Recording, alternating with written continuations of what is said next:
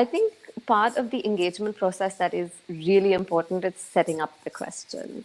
So I think your work as a facilitator just begins there. And that's, I think, the most important part is figuring out what your students are really interested in and what's going to get their attention.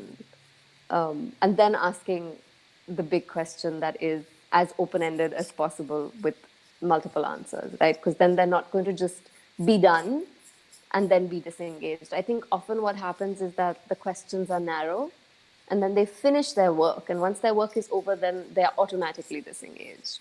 So I think that's one aspect that I noticed, that if my questions were too narrow or if there weren't multiple answers to them, that my students would automatically be disengaged and then not know what to do, not know where to go next, because their attention is already drifted on to other things.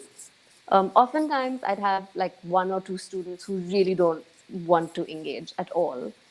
In those situations, I would use a helper to sort of try to get them back into things.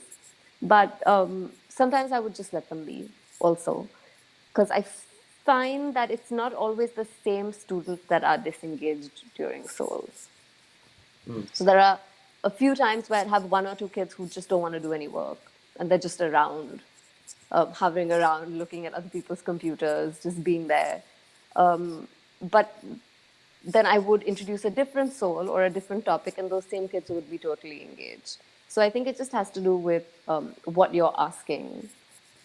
I think the interesting thing is that we often think that they're not learning, but they're not participating in the ways that we want them to participate. But then at the end of the soul, you'd be surprised that the kids that you think are disengaged might often not be disengaged at all.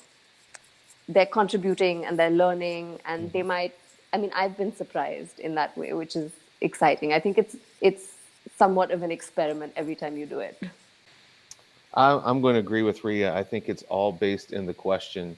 Um, I've asked questions that I would say were too narrow. I try not to, but if there's a fixed, finite answer, then again, my students are eager to please and they're eager to complete things. And so if they can arrive at an answer, then they're going to arrive at it. And then there's really nothing else for them to do.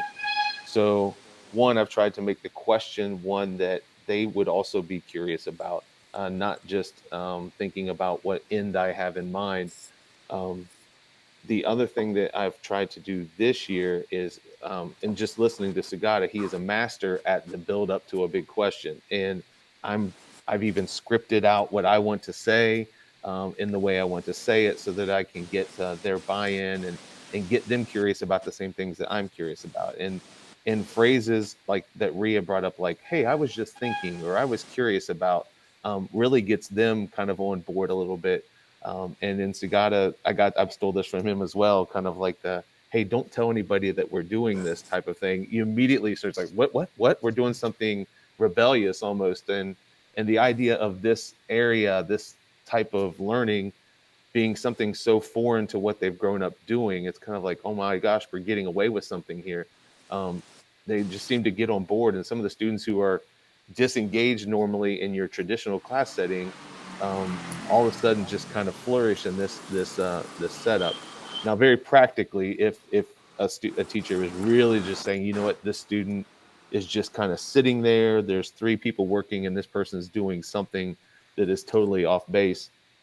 We have done things where we would say, hey, when your group gets up to present, we're going to draw a number, and that's the person that's going to speak for the group, just to kind of make sure that everybody in the group is able to articulate what this group has been talking about. They don't even have to agree with the other people. You're just going to kind of deliver what you guys learned. We've done things like that. We haven't had to do that a whole lot. I think probably the times that I've had to resort to that were because the question that I asked wasn't really sufficient to get their curiosity up. But I think really, if the question is good, the disengagement or what we perceive to be disengagement is going to be very small. But I think Ria had a great answer, and there's not much I would add to what she had said. So. But I will also say that if you have a small number of kids, I mean, we have pretty small classrooms, and sometimes I have kids that don't come to school on certain days. Hmm. And I once had a SOLE with just 4 kids, and Hmm. that's difficult. That Hmm. becomes a really difficult thing to navigate. So I only give them one device, but then they don't have that freedom to sort of move around, and that also heightens disengagement. So I feel you should have at least 2 devices and enough kids to work on each device. I Hmm. mean, that's something I learned very recently, as recently as today, actually. Just in terms of engagement, I think it's also really important to have the children involved in the question process. So often at the beginning of the year, we'll make a SOLE question bank of random questions that then I could pull into curriculum in some way. And I teach English, so for me, it's much easier to pull things into curriculum from everywhere. But they'd ask things like, what is time? Or why are jewels valuable?